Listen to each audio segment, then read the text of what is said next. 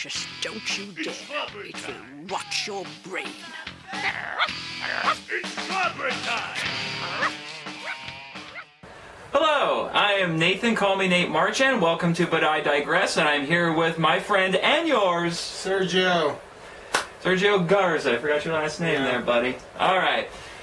We're here to talk about the new Fantastic Four movie. I wasn't planning on doing this video initially, but I kept getting so many people wanting my opinion on this. I mean, seriously, I think within about a week I had 6 people wanting to know what I thought of this movie that I decided, you know what, I wrote a text review of this for Examiner.com. I bet I should do a video too. In fact, your friend Teo asked that I do a video of it. Everybody's talking about it, I mean. Even still, it's kind of ridiculous. So, let's talk about when we went to go see this. We actually saw this on opening night. We went on Thursday to the early screening. Yeah. I actually had to kind of drag you there because you were like, yeah, I'm not that excited about this. You know, I mean, but I said, I saw the last trailer, I have a little bit more hope, even though I had a lot of doubts about it. We all had our doubts about the movie, but at the end I was like, I'll admit it, at the end I actually did get excited about going and seeing the movie. And, I mean, it started off good. Yeah, the first half actually wasn't bad. It was a little slow. It was more of an origin story, you know. But then it just kept getting boring. Well, yeah, see, that was the weird thing. The first half was kind of slow, and then it just went all kinds of crazy, the second half, which was kind of weird. It's almost like 2 different movies.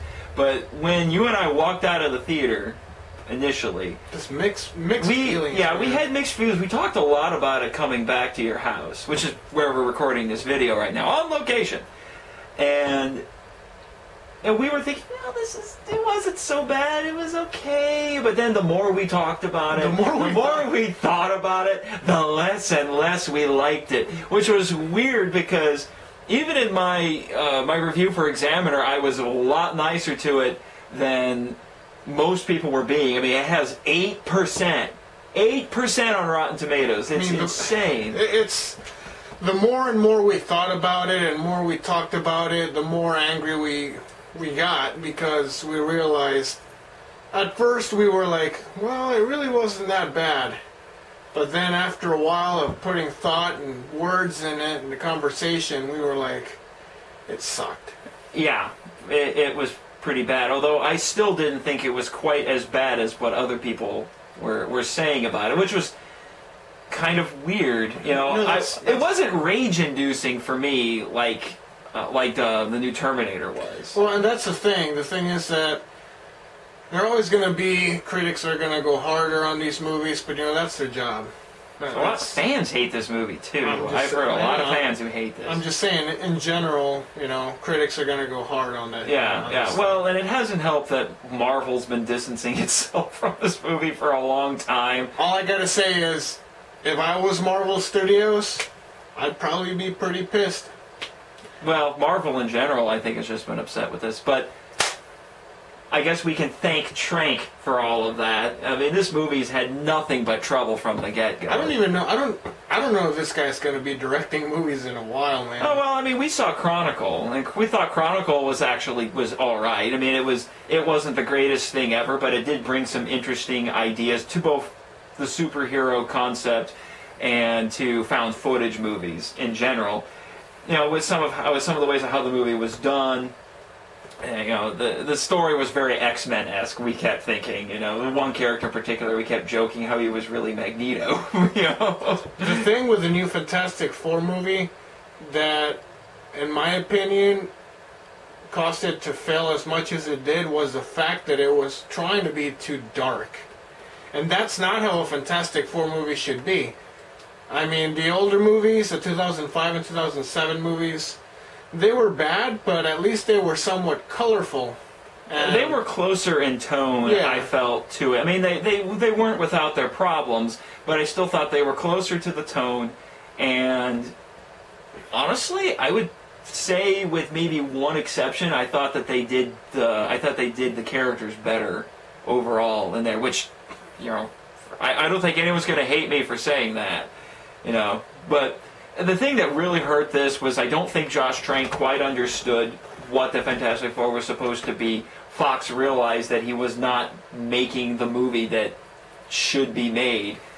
As you know, as we've heard some other people, some podcasters talking about, you know, when you're adapting something like this, you're a caretaker. You don't necessarily get to go in there with your own unique vision and do something. Not unless you're James Gunn with Guardians of the Galaxy and Marvel signs off on that. And the sad part is that this film could have been worse. If Fox Studios would have let, what's his name? Josh Trank. If they would have let him fucking do whatever he wanted with this film, it would have been worse. It really would have been worse. Possibly. It might have also been better in some regards. I don't know. Well, those last 20, 30 minutes of the movie were added on by Fox Studios because they were worried of fans' reactions. I mean, there really wasn't going to be any fight scenes until Fox Studios decided, oh, well, we need to probably put some fight scenes since it's a superhero movie. Which I'm a little bit torn on that because the Fantastic Four are superheroes, but they're not the Avengers, where their whole task is they are defending the world against, you know, superhuman threats. Yeah, but you know, they're explorers. They just happen to get themselves into trouble and then have to fight their way out of it. Yeah, but you want to see them use their superpowers. You want to see them fight enemies. You know, what are their capabilities with the stuff that they got? Not, you know, just a boring ass hour movie of what their origin is, and then maybe on the next movie you get to see some action. I mean, yeah. But like I said, the whole thing was a giant disaster. You had a director who didn't quite understand what the FF was supposed to be, and a studio desperately trying to fix it and not quite being able to fix it. Let's talk about the characters here. Yeah, so we gotta go. Let's go through all the principal characters here, because for me, that's what makes or breaks any superhero movie, and particularly something like the Fantastic Four. So, first we have Reed Richards, Mr. Fantastic. I forget the actor's name. I don't know the actor, but I know that he was in 21 and Under. Yeah, it's like Miles something. I can't remember his name. I can't remember any of the actors' names, to be honest. It was like a teen comedy or whatever, which he was okay in it, but I didn't buy him as Reed Richards. But you didn't buy him as Reed Richards? What was it about him that you didn't quite get? That you didn't like? It was just too boring. Bland? Very bland. I can see that. They were trying. All the fucking characters were too bland, in my opinion. But well, I don't know if I would say they were all bland. Reed Richards was probably blander than he needed to be. He's not the most exciting character in the comics because he's this super brainiac who, he's practically, the trope of, oh, we're in trouble. I have invented something to save our butts. That's kind of how he was. So he kind of at a disadvantage to begin with. They had to make him interesting. Yeah, boring ass nerd, but whatever. Who's going to a science fair when he looks like he's 25 and ticking off 12-year-old kids. I did like there was one scene that I did like when they were kids and they were doing science experiments, and that's see, that was the thing. The portions of it before they were adults, I was getting into that. I was actually buying into that. I was like, this feels like Fantastic Four to me. You know, I can believe Reed Richards would be this kid. They had a whole wall full of NES or Nintendo 64s. Yeah, that powered this machine. Yeah, that was the prototype for his teleporter, which is weird and cool. And I mean, I was buying that. Although, stupid question here: if Reed was supposed to be this child genius, why the heck was he still in high school? You would think that he would have been so smart he could have skipped a couple of grades and started college when he was 15 or something. Somewhere in Harvard, yeah. Yeah, I don't know, but maybe I'm thinking too much into the movie. All right, let's talk about Sue Storm. Boring. You say that, but I actually bought this version of Sue more than Jessica Alba. She was better than the Jessica Alba version because but she has a different set of problems. Jessica Alba was just not believable as a scientist who just happens to be beautiful. She was way too much blonde bombshell and not enough scientist. See, like Jessica Alba, in my opinion, hot piece of ass there for you to watch, and this one was the actual character. Mm-hmm. But I still found her boring. I mean, she listens to music because it uncovers... She can pick up on patterns. Yeah, pick up on patterns. That was like, okay, that's cool. What else can you do? Sit on a computer and, hack stuff. Okay, cool. Well, and the thing that really disappointed me with this was that she didn't get to go to Planet Zero, which we all know is really the negative zone. They didn't let her go, but she still somehow gets her superpowers because of this energy burst from when the rest of them come back. Hold on. So there's a scene in the movie where, you know, they come back, they all get their powers. Well, they're actually going there, and they end up getting their powers, but she stays behind in the computer desk, and somehow something goes haywire in the computers, and as they're being teleported back, because it was a teleportation machine that took them and that's what gives her Planet powers. Zero. That's what gives her powers. The rest of them were being exposed to things in that alien environment. That's how they got their powers. And then she gets hit with some sort of energy wave as the other three are teleported back, and then that somehow makes her invisible. But why didn't she get to go? There was no justifiable reason for her not to go with them. That's pretty lame. That's up there with falling in a tank full of electric eels and getting your electric powers. Well, the other thing is that it could be argued that it's kind of mildly sexist. They didn't let the one girl go with them on the adventure. It was lame. You know?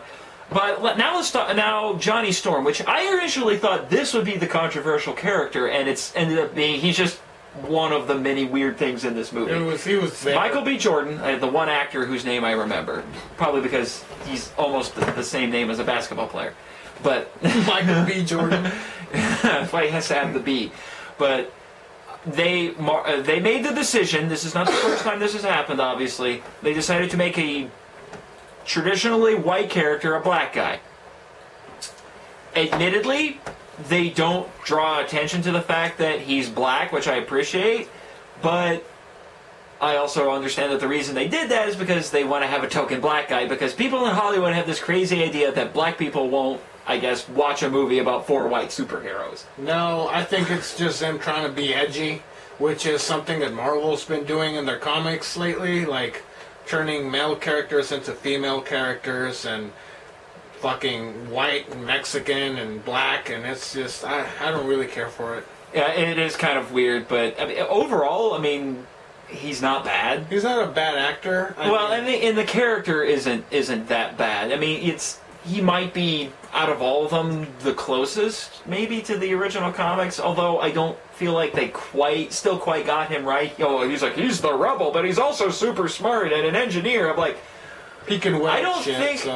I'm not quite sure that's how Johnny Storm was. Mind you, this is based more on the Ultimate comics, and I've read, 5-6 issues of my Fantastic Four. My thing was, okay, so you see Reed Richards and the Thing, what's his name? Ben Grimm. Ben Grimm, when they were kids and they were doing all these experiments.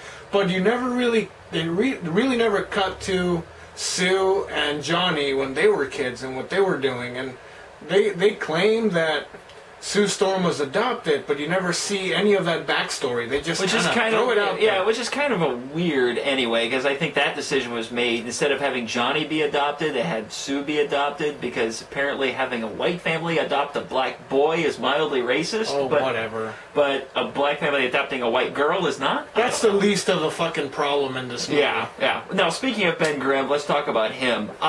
He was a little bit weird. I'm used to seeing Ben Grimm as a bigger fella, even before he becomes the Thing. Well, when he was a kid, he was, That's the weird thing. When he was a kid, he actually looked like, like a big kid, like who could easily be a bully or something like that on the playground. Yeah. But then when when you see him as an adult, he's kind of a skinny dude. He's short. He's shorter than Reed Richards, which is kind of weird. He's not a pilot. He's not in the military, which is kind of odd. Yeah. But then again, I'm not quite. I'm like I said, I've only read 5-6 issues of Ultimate Fantastic Four, and I don't remember exactly how he was set up in that. But when he becomes the Thing, it gets kind of awkward. It gets fucking weird. It gets kind of awkward because he gets about as broody as Batman, which is a little bit weird because the Thing is usually a jolly character. Yeah, he's upset a lot of times because of his condition. Or Johnny, poking fun of him and stuff. Yeah, but he's really broody, and I'm just gonna say it.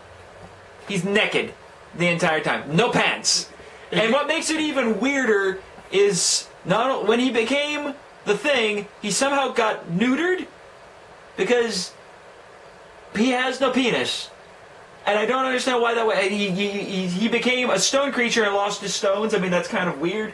But he does have a kind of a mildly pronounced buttocks because those are actual muscles. I actually brought it up. I actually brought it up in the theater when we were watching the movie, and you can actually see the thing walking away. And I was like, "Hey Nathan, look! You can actually see the thing's ass crack." It was weird. I was like, "How did I not notice this?" Because then I started like, none of the promotional material or anything I saw made even said this. I'm like, "Oh wait, I see how it was." Through clever photo editing and video editing, they managed to hide that fact. They should have just gave him some pants, man. I was like, "Why is he not wearing pants? Why is it so wrong for him to wear pants?" And I kept going over to you, making these jokes like, "I am the thing. Where is my pants?" This is the plot, like the main plot. It's like a 10-year-old wrote it.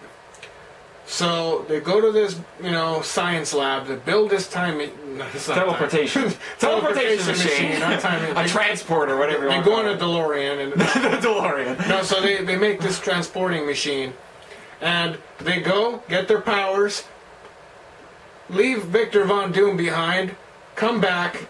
And then they're like, "We need to get him back." So then they go back. Oh, yeah. Now we've got some rants for Doom. Then, hold on. And then they bring Doom back, and then Doom's like, "Well, I don't want to be here." Kills everybody, goes back, and then they go and chase him. And that's the whole fucking plot. That's pretty much the whole movie. With some stuff in between about how, "I'm going to fix us." And then he never does. But now, I saved Doom for last in our discussion, because I know we've got... Oh, man. Oh. I don't know why can't anyone get Doom right? Alright, they made the same mistake that the Tim Story movies made 10 years ago. Doom does not wear armor. He has unnecessary superpowers. I mean, you could still argue that his face is messed up like it's supposed to be, but it's done in a really weird fashion. It's like all this radiation. He got hit by all this weird green fucking radiation. It looked like liquid kryptonite. Yeah, and I guess it just kind of like shaped him into... It fused his spacesuit to him, which is what they do instead of having him wear armor. And... the biggest... Not only then they gave, like I said, they gave him unnecessary superpowers that weren't really defined. Way too overpowered. It just seemed like they decided to make him into the Chronicle characters, because he's just walking around looking at people and their heads explode and things like that. Didn't make sense. But then that's when he's escaping from the lab. But then he doesn't really use them when he fights the FF at the end, which is you're super powerful, but suddenly those powers are gone. Well, no, he kind of uses the powers because I guess they go to. Is it Planet X or what is it? Planet Zero. Planet Zero, and I guess he can control all this shit in that planet because that's the energy that flows through him. So he makes a bunch of stuff float, and he's destroying Earth because he thinks that planet is better than Earth, and they already fucked Earth up. Yeah, that's the other thing. Another thing that just like the Tim Story movies, he is still not dictator of Latveria. He is from Latveria. They do make that clear, but he's not the dictator of Latveria. And his motivations are so underdeveloped, but that can be said about a lot of them. But Doom suffers the most because you see him in the first half of the movie. He's not quite the evil blogger people were thinking he was going to be, but he goes with them to Planet Zero, he gets left behind, and then it fast forward a year, and then even after a fast forward, you still don't see him until about the last maybe 20-25 minutes of the movie. They bring him back to Earth, he's there for 5 minutes, says, "I don't like it here," kills everybody, says, "I'm going back to Planet Zero, it's cooler there," and he goes back. And then he goes back, and they're like, "Why are you doing this?" It's like, "I'm going to destroy the world because this place is better." I'm like, okay, I realize you were an antisocial, bitter, cynical scientist at the beginning of the movie, but going from that to genocidal maniac, I think I missed something here. He's as interesting as a plain bologna sandwich with mustard. Would you like some aloe vera? You just got burned. That's how I would sum it up. Oh, man. It's fucking just boring. Doom is such a great character. He's such a great villain, and I have never felt like they quite got him right. It's the irony of this whole thing is that it is arguable that the unreleased Roger Corman Fantastic Four did Doom best. And that had poor production values, and that guy was overacting like you wouldn't believe. You know what? I mean, I would call that Shakespearean acting. You may call me Dr. Doom. Fateful night, 10 years ago, made me what I am today. I had such a unbearable hatred for you, Rick, for turning me into this. Look at it! No, I mean, the movie, the Roger Corman movie is bad, but I give the movie credit because they actually got the colorful characters right. And they got Doom pretty well. He's dictator of Latveria. You don't see his face after he's scared. He's wearing armor. He's got his own fucking castle. He's got a castle. Which was going to be... We just read earlier that was actually going to be in the new movie, too, but they decided to scrap that out. Yeah, like there would have been a castle on Planet Zero Yeah. and Doom would have taken over. It's what it seemed like. It would have made Planet Zero a more interesting place because it would have given you this impression that there was some sort of history behind it. You know, I would have went all out and I would have been like, you know what? He's going to have his own castle and he's like the ruler of this alien nation in Planet Zero. Like, I don't know, he finds these aliens and they become slaves to him or something. That would have been more interesting than just going around fucking shit up with your, mind or whatever he does. Yeah, well, that was the problem. They gave him superpowers, but they were unspecified superpowers. I don't know what they were supposed to be. He just does whatever you want. Doom does whatever Doom wants. Yeah, well, that was funny. We actually predicted a Doom line when we were watching it. He says, like, Rita's, why are you doing this, Victor? There is no Victor. And then both of us in the same said, there is only Doom. And then he says, there is only Doom. We're like, oh my gosh, we just It was cheese. It was fucking cheesecake. That's what it was. All right, so let's wrap this up because I wonder if we've gone a little long. Probably. But, so, what would you give as your final grade for this movie? Well, since I'm just an average viewer, I'm not like a hardcore critic, I'd probably give it a 4 out of 10. Because it's bad, but it's watchable. It's not like Catwoman bad, I'll watch this Fantastic Four again before I ever watch Catwoman. You could probably watch it once and then be like, well, that sucked. I'm not going to do that again. But it's watchable. It's not horrible, but it is bad. It's up there with Wolverine. Oh, X-Men Origins? Yeah, X-Men Origins, Wolverine. I don't know what I would say is worse. Wolverine Origins was kind of rage-inducing, I will say that. This wasn't rage-inducing for me, which might be why well, you was say that, nicer. But then after we started talking about it, I wasn't angry, it was more annoyed than anything else. Yeah.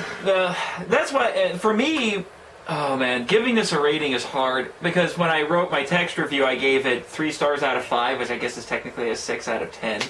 But the more I think about it, the less I like it, so... And I may go change my rating on Examiner, too. I think I'm going to do the same thing for you. It's 2 stars out of 5, 4 out of 10. It just seems like they put no effort and it's very unnecessary. Like, you have all these superhero movies coming out. Why the fuck would you go waste your time watch this when you can go watch Ant-Man or... Which was better. Yeah. Have you seen Ant-Man? No, I haven't seen it. You should. It is better. But, you can go watch Ant-Man or frickin' Age of Ultron. I mean, seeing that these movies were coming out, you gotta get on par with Marvel's game. And I don't know. Well, yeah. Well, actually, you remember that at the end there, I kept saying, "What? You ripped off Avengers?" And we got to the end because at the end of Avengers, that infamous scene where you bring in all these new characters and Cap is about to give them say something to them, and then he says "Avengers," and it looks like he's going to say "Assemble," and then they cut. Yeah, which would have been the first time in the movies they actually said "Avengers Assemble." They've been postponing that forever, and it's driving me crazy. And then what happens at this one? Hold on. So they're at the very end of the scene. They're all like standing around in their new facility, and they're like, "Well, we need a name for our team." So they're like thinking of names, and they don't even get to say the name because it's like, oh, here it comes. Yeah. We're the fantastic. Yeah. Reese is saying, "We're the fantastic," and then it cuts. I'm like, lame. what are you doing? Oh, it's so lame, man. What are you doing? One thing you are not Joss Whedon. You do not get to do that. But oh man. I mean, I don't know. I think this is probably one of those movies that you get from Redbox and watch just out of curiosity. Yeah. I'm going to say it right now. Marvel, I'm not the first one to say this, and I doubt I will be the last. We both agree. You need to get the FF back from Fox. They don't know what the heck they're doing. Put them into the MCU, because I think only you at Marvel Studios know how to do the FF right, and I think you can work them into the MCU. You'll have to wait till after Infinity War, I think. Whoa. But you can do it right. 2020. All right? You did it with Sony. You got Spider-Man back. I think at this point, unless 20th Century Fox is stupid, they're going to play ball with you. You know, and I was secretly hoping that this movie would be good and maybe they would have a Fantastic Four and X-Men crossover. I was like, man, that would be awesome. Well, fuck, that ain't happening anymore. Probably not. Not after, it comes in second at the box office with $26 million. Yeah, and then dropped 60% after this that. movie costs like 127. Yeah, they're losing money. 127. They're losing a lot of money. No, not thousand. Million. $130 million or somewhere in between, and they brought in 25 million. I mean. And again, the Roger Corman version was made on a budget of $1 million in 1993. Excuse me. And it's still arguably better. Go figure. Do yourself a favor and just YouTube that shit. Go to YouTube and look for the Roger Corman movie, and guarantee you'll probably enjoy that better than the new one. If for no other reason than it's, it's so bad it's fantastic. Yeah, that's what it should be called. The So Bad It's Fantastic. Well, you guys have a good night, good day. Peace out. See you later.